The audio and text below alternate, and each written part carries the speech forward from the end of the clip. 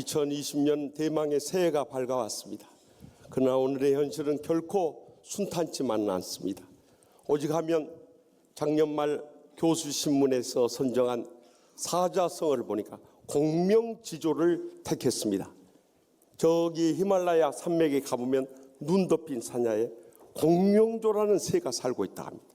이 공명조는 몸통은 하나인데 머리가 둘인 거예요. 그래서 한쪽 머리는 낮에 좋은 열매를 먹는데 한쪽 머리는 밤에 일어나서 독이 든 열매를 맺는 거예요. 결국에는 그 독이 든 열매를 먹는 이 머리로 인해서 이 공명조는 죽고 만다는 것입니다. 오늘의 우리 한국 나라, 우리 사회가 바로 이 보수와 진보의 두 이념 전쟁으로 인해서 점점 나라가 깨어져 가고 있는 안타까운 현실에 부딪혀 있습니다. 이러한 때 시편 150편의 서론이고 또한 다윗이 증거하는 시편을 요약해서 한마디로 증거하고 있는 이 복 있는 사람이란 어떤 사람인가? 이 시간 새해 아침에 들려주시는 하나님의 음성을 다 함께 들을 수 있길 바랍니다. 먼저 본문 1절 말씀을 다 함께 읽겠습니다. 복 있는 사람은 악인들의 꾀를 따르지 아니하며 죄인들의 길에 서지 아니하며 오만한 자들의 자리에 앉지 않고. 아멘. 복 있는 사람들은 악인들의 꾀를 따르지 않고 죄인들의 길에 서지 않고 오만한 자들의 자리에 앉지 않는다는 거예요. 여기에 말씀을 보면은 점점 죄악에 빠져드는 모습을 보게 되는 거예요. 처음에는 악인들의 꾀를 따르다가 죄인들의 길에 서고 말고 결국에는 오만한 자들의 자리에 주저앉고 마는 이 모습을 우리는 보게 됩니다. 사탄이 마지막 때 우리를 유혹하는 것도 똑같습니다. 처음에는 꼭 그렇게 예수 믿어야 되냐고, 세상에서도 다 그렇게 안 산다고 그러면서 점점 우리를 유혹하고 시험에 빠져서 나중에는 결국 그 신앙 다 무너뜨리고 마는 거예요. 마치 세계적인 마케팅 전문가인 조지 바너가 쓴 The Frog in the Carrot이라고 하는 주전자 안에 개구리라는 이 책 가운데 개구리를 요리할 때 뜨거운 이 솥 안에다가 개구리를 집어넣으면 그냥 뜨거 하고 튀어나와 버려. 그러니까 미지근한 물에 개구리를 넣어가지고 뚜껑을 닫고 불을 슬슬 달고 나가는 거예요. 그러면 개구리가 아이고 노골노골하니 좋다 하면서 풀어지기 시작하고 뜨거 하고 죽어버리는 거예요. 오늘날 사탄이 우리를 유혹하고 시험해서 멸망케 할 때도 똑같이 접근해 온다고 해서 잊어서는 안 되는 거예요. 우리 어른들도 마찬가지지만 요즘 젊은 세대들이 얼마나 사악한 세상 가운데서 자라나고 있습니까? 취업 지원 서비스를 하는 잡코리아의 포털 사이트인 알바몬이 전국의 20대 성인 남녀를 대상으로 청년 고독 지수를 조사했어요. 그런데 매우 고독하다 하는 것이 14.9%, 고독한 편이다가 43.6%, 합해서 58.5%, 절반 이상이 다 외롭고 힘들게 살아간다는 거예요. 고독감을 느끼는 이유는 치열해진 무한 경쟁 시대, 사회 양극화 현상 심화, 높아진 취업 문턱, 타인에게 무관심한 사회, 온라인 중심의 인간관계 순으로 나타났어요. 그 증상이 점점 세상에서부터 고립되고 홀로 살아가는 이 문화에 빠져들고 있어요. 그래서 요즘에 혼밥, 혼술, 혼코도 있다네요. 노래방, 코인 노래방. 거기서 혼자 노래를 부른다는 거예요. 얼마나 외로운지 몰라요. 그래서 이대로 30년만 지나면은 10가구 중 4가구, 절반에 가까운 가정들이 혼자 사는 사회적인 병리 현상에 빠지게 될 것을 사회학자들은 경고하고 있어요. 이렇게 혼자 지내다 보니까 극심한 스트레스와 우울증에 사로잡혀서요. 작년 말 국립정신건강센터가 발표한 2019년 국민정신건강조사의 결과에 따르면 국민들의 절반 이상인 62%가 최근 1년간 13가지 종류의 정신건강에 문제를 드러냈다는 거예요. 이렇게 다들 마음의 상처와 고통과 불행 가운데 살아가는 현실이에요. 그러다 보니까 그런 것을 이제 위안을 삼고 만족을 얻고 그 마음에 그 공허함을 채우려고 하다 보니까 점점 술에 빠지고 마약에 빠지고 섹스에 빠지고 동성애에 빠지고 이단에 빠져간 사람들이 얼마나 많은지 몰라요. 그리고 세상 거 다 취해도 만족이 없으니까 이럴 바에는 차라리 죽어버린 게 낫겠다 해서 자살을 택해버려요. 그래서 OECD 경제협력개발기구 36개 국가 중에서 우리나라가 자살률이 제일 높아요. 하루에 평균 37.5명이 죽어가고 있어요. 작년 한 해만 해도 29만 8,820명이 자살로 인해 죽었어요. 여러분, 죽을 힘이 있으면 무엇을 못하겠어요? 자살을 거꾸로 하면 뭐다고요? 어떻게 그렇게 잘하세요? 내 힘들다를 거꾸로 하면 뭐가 돼요? 다들 힘내. 여러분, 힘을 내세요, 힘을 내세요. 우리가 있잖아요. 그 노래도 있잖아요. 이제는 주님 바라보면서 힘을 낼 수 있기를 바랍니다. 그런데 많은 사람들이, 전에는 그렇게 악하고 게으르던 사람들이 이제는 착하고 충성된 종으로 변해가는 반면에, 또 어떤 사람은 착하고 충성된 사람들이 악하고 게으른 신앙에 빠져가는 사람들이 얼마나 많은지. 그 주위에 보면 그런 악한 무리들의 사람에게 영향을 받아가지고, 전에는 순수하던 신앙의 사람들이 점점 물이 들어가지고 무너져가는 것을 우리가 주위에서 지켜보지 않습니다. 얼마나 안타까운 현실인지 몰라요. 그렇기 때문에 우리에게 은혜가 되지 않고 축복이 되지 않고 행복이 되지 않는 그런 사람들을 절대 만나지 마. 그런 사람 멀리하는, 그런 사람들의 말을 귀로 듣지 말아야 돼. 그래야 우리가 영적으로 살아날 수 있는 거예요. 그래서 고린도후서 6장 14절에서 18절에 뭐라고 말씀합니까? 다 같이 읽겠습니다. 너희는 믿지 않는 자 멍에를 함께 매지 말라. 의와 불법이 어찌 함께하며 빛과 어둠이 어찌 사귀며 그리스도와 별리하리 어찌 조화되며 믿는 자와 믿지 않는 자가 어찌 상관하며 하나님의 성정과 우상이 어찌 일치가 되리요. 아멘. 여기서 보면은요, 점점 빠져들어요. 처음에는 함께 있다가 사귀게 되고 조화를 이루게 되고 관계를 맺게 되고 일치가 돼버려요. 여러분, 사탄은 이렇게 교묘하게 우리를 유혹하고 시험에 빠뜨리고 멸망의 길로 끌고 가는 거예요. 그래서 계속해서 말씀하기를 다 같이 읽겠습니다. 우리는 살아계신 하나님의 성전이라. 그러므로 너희는 그들 중에서 나와서 따로 있고 부정한 것을 만지지 말라. 내가 너희를 영접하여 너희에게 아버지가 되고 너희는 내게 자녀가 되리라. 전능하신 주의 말씀이니라 하셨느니라. 아멘. 그러므로 우리는 새해는 우리의 신앙을 뒤흔드는 어떤 악인에게도 따르지 마시기 바랍니다. 죄인의 길에도 서지 마시기 바랍니다. 오만한 자리에도 앉지 마시기 바랍니다. 그것만이 우리가 진정으로 주님 안에서 은혜롭고 축복되고 행복하게 살 수 있는 비결인 줄 분명히 믿으시기 바랍니다. 계속해서 본문 2절 상반절 말씀을 다 같이 읽겠습니다. 오직 여호와의 율법을 즐거워하여. 아멘. 여기 이 즐거워한다는 단어가 헬라 히브리어 원어 성경에 보면 헤프초라는 단어를 쓰고 있어요. 그러니까 원문을 보면은요, His delight in the law of the Lord라고 기록됐어요. 나의 기쁨은 이 여호와의 율법 안에 있다, 이렇게 기록하고 있어요. 여러분, 다윗 시대만 해도 성경은 율법서와 역사서 정도 일부가 기록되어 있었어요. 여기서 말하는 여호와의 율법이라는 것은 이 구약 성경에 나오는 창세기, 출애굽기, 레위기, 민수기, 신명기 이 5권의 모세 오경이라는 율법서도 의미하지만 더 넓게 이야기하면 하나님의 말씀을 의미하는 거예요. 하나님의 말씀을 늘 가까이 하며 즐거워하는 신앙의 삶을 살아야 한다는 거예요.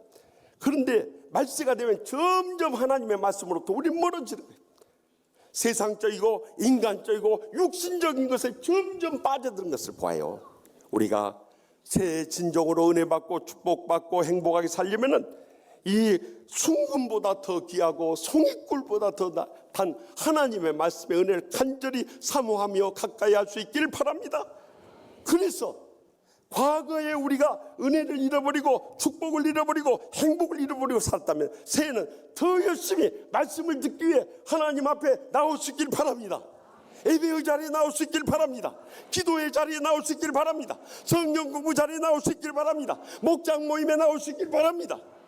집에 있을 때도 다른 TV나 연속극 보지 말고 기독교 TV라든가 라디오 들으세요. 그러면 구구절절 은혜와 축복과 행복의 말씀이 쏟아지는 거예요. 거기서 은혜 받고 축복 누리고 행복하게 이루어야 되는 거예요. 왜냐하면 우리 인생의 모든 대답이 성경 안에 있고 진정으로 행복의 근원이 여기에 담겨 있고 축복의 원천이 바로 여기 있기 때문이에요. 다른 길이 없어요. 하나님 말씀을 즐거워하고 가까이 하게 될 때 거기서부터 하늘문이 열려지고 하나님의 복이 우리의 삶 가운데 임하는 것을 분명히 체험하게 될 줄 확실히 믿습니다. 마지막으로 본문 2절 하반절 3절 말씀 다 같이 읽겠습니다. 그의 율법을 주야로 묵상한 듯 그는 시냇가에 심은 나무가 철을 따라 열매를 맺으며 그 잎사귀가 마르지 아니한 것 같으니 그가 하는 모든 일이 다 형통하리로다. 여기 복 있는 사람은 율법을 주야로 묵상한다. 묵상한다는 단어가 히브리어로 에으케라는 단어예요. 조용한 목소리로 읊조린다는, 중얼거린다는 거예요. 다시 말하면 끊임없이 말씀을 묵상합니다. 암송합니다. 고백합니다. 실천합니다. 하나님 말씀 속에 살아가는 것을 의미하는 거예요. 그러면 시냇가에 심은 나무와 같아. 이 시냇가라는 것은 작년에 성지순례 가서 보니까 이 사막에 시내를 찾아볼 수가 없어요. 이 시내라고 하는 것은 원래 와디라고 해. 히브리어 원어에 나와 있는데 이 와디는요 보통 때는 건조한 골짜기에, 그런데 한번 비가 쏟아지게 되면 그 골짜기에 비가 쭉 모아져 가지고 그곳에 시냇가를 형성하게 되는 거예요. 그곳에 심겨진 나무들은 철을 따라 열매를 맺고 그 잎사귀가 마르지 않고 또한 모든 일이 다 형통하리라는 하나님의 축복의 약속인 것입니다. 그러므로 말세의 마지막 때가 될수록 우리는 세상 것에 빠져 있어서는 안 되는 거예요. 대부분의 사람들은 요즘에요 핸드폰에 빠져 있어요. 핸드폰에. 제가 이렇게 보면은요 이걸 놓지를 못하는 거예요. 집에서도 핸드폰 붙잡고 있고 직장에 가서도 핸드폰 붙잡고 있고 학교 가서도 핸드폰 붙잡고 있고 교회 와서도 이거 붙잡고 살아가는 거예요. 핸드폰은 나의 목자시니 내게 부족함이 없으리로다. 그가 나를 소파에 누우시며 재밌는 유튜브로 인도하신도다. 운동 부족으로 내 육신을 기름지게 하시며 주님의 일을 위하여 아무것도 못하게 하시는도다. 내가 사탄의 음침한 골짜기로 다닐지라도 해를 두려워하지 않을 것은 핸드폰이 나와 함께 하심이라. 사탄의 시험과 유혹이 나를 안위하시나이다. 사탄이 하나님의 말씀을 멀어지게 하시며 기도의 시간을 빼앗아가나니 내 잔이 텅텅 비어가나이다. 인간적으로 상처받고 시험 든 일이 반드시 나를 따르니 내가 핸드폰 앞에서 망하리로다. 노멘. 핸드폰에 빠졌어. 이제는 핸드폰 가까이 하는 것처럼 하나님 말씀 가까이 할 수 있길 바랍니다. 여러분 하나님 말씀 가까이 이보다 은혜롭고 축복된 흥망한 것이 없는데 왜 핸드폰 붙잡고 이것이 주님이나 되냔 말이에요. 왜 이거 붙잡고 못 사냔 말이에요. 예배 시간에 또 이거 들여다보고 있어요. 그러니 주님이 보실 때 너 예배 드리러 왔냐 핸드폰 보러 왔냐 그럴 거 아니에요. 이제는 하나님 말씀 속에서 젖어 살아가야 되는 거예요. 복의 길이 다른 것이 아닙니다. 하나님 말씀 속에 복이 있으니까 이 말씀 속에서 해답을 찾고 이 말씀 속에 축복을 찾고 이 말씀 속에서 행복을 찾아야 되는 거예요. 이제는 우리가 하나님 말씀 속에서 새롭게 일어서는 길밖에 없어요. 밤낮으로 하나님 말씀 속에서 살아갈 수 있기를 바랍니다. 그리할 때 우리는 우리 자신의 신앙을 지킬 뿐만 아니라 자손 대대로 복 있는 사람으로 살아가게 될 줄 확실히 믿으시기 바랍니다. 최복이 권사님이란 분이 계시는데 1964년 충남 천안에서 태어났습니다. 집에는 사당이 있고 또 이 선산에는 절이 있었어요. 고목 가운데는 스님이 있을 정도로 독실한 불교 집안의 유교의 전통적인 가풍 속에서 자라났어요. 충남대학교 다니다가 남편을 만났어요. 시가에 인사드리러 갔는데 시어머니는 토목 장사를 하면서 일남 사녀를 키워낸 아주 강하신 분이었어요. 인상부터가 아주 안구하고 무서워 보였어요. 그런데 그 댁에 가서 결혼 전에 하룻밤을 자면서 그 시어머니에게 빠져들기 시작했어요. 어머니가 새벽 일찍 일어나서 일남 사녀 자녀들 머리맡에서 눈물로 기도하시고, 하나님 아버지 없이 자라는 저 불쌍한 자녀들을 주님께서 아버지가 돼서 길러주셔야 되겠습니다. 눈물로 기도하시는, 한참 동안 자녀를 위해서 눈물로 기도하신 다음에 찬송을 부르기 시작하는데, 나중에 돌이켜보니까 그때 시어머니가 불렀던 찬송이 지금까지 지내온 것 주의 크시느니라, 한이 없는 주의 사랑 어찌 이루 말하랴. 나의 갈 길 다가도록 예수 인도하시니, 어려운 일 당할 때 귀한 은혜 주시네. 이런 찬송들인 거예요. 그래서 4학년 말에 결혼을 해서 여기 부천으로 이제 복음자를 틀게 되었답니다. 그래서 그곳에서 가까운 교회에 나가게 되었는데 정말 신실한 목장의 목자를 만난 거예요. 그래서 주일 낮 예배, 수요 밤 예배, 금요 심야 기도회, 여전도의 모임, 철야 기도회, 상기도까지 따라다녔다고 그래요. 그래서 성령의 세례를 체험하고 방언의 은사도 받고 그러면서 신앙이 쑥쑥 자라났대요. 그래서 새벽 기도의 제목이 이제는 달라졌대요. 전에는 자신의 복만 구하는 기도했는데, 하나님 아버지 내가 복을 받아서 어떻게 주님과 이웃을 위해서 살 수 있을까요? 그렇게까지 자랐어요. 그러던 가운데 30대 후반에 화장품 대리점을 시작했는데 하나님께서 그 믿음을 보시고 복을 주셨는지 계속 잘 되는 거예요. 이 대리점을 400개나 오픈하게 되었대요. 엄청난 복을 누리게 된 거예요. 그런데 주님과 고통당한 이웃을 위해서 살겠다는 그 마음은 점점 사라져버리고, 대리점을 어떻게 하면 더 늘릴 수 있을까, 여기에만 막 혈안이 되어서 동분서주하는 가운데 1997년 IMF가 탁 터져버립니다. 순식간에 이 대리점들이 무너지기 시작하는데 걷잡을 수 없이 무너져요. 나중에 빚더미에 눌러앉게 됩니다. 4년 동안 그 빚을 갚느라고 남편은 도망 다니고 자기는 그 빚 갚느라고 뒷감당하는데 얼마나 고생을 했대. 나중에는 자기에게 강박 증세, 정신질환까지 왔어요. 정신병원까지 입원할 정도 됐어요.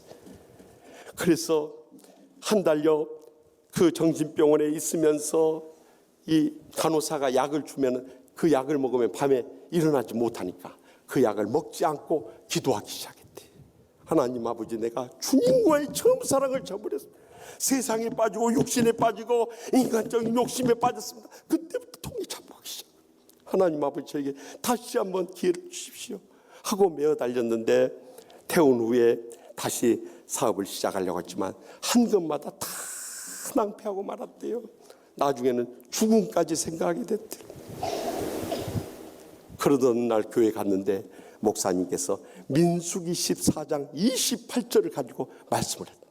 그들에게 이르시되 여호와의 말씀에 내 삶을 두고 맹세하노라. 너희 말이 내 귀에 들린 대로 내가 너에게 행하리라.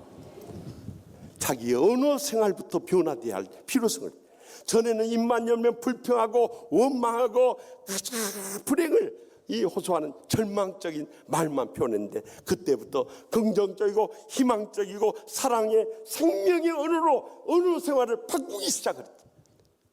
그러면서 믿음이 점점 생겨나기 시작. 그러던 가운데 마가복음 9장 23절에 예수께서 이르시되 할 수 있거든. 무슨 말이냐? 믿는 자에게 능히 하지 못할 일이 없느니라.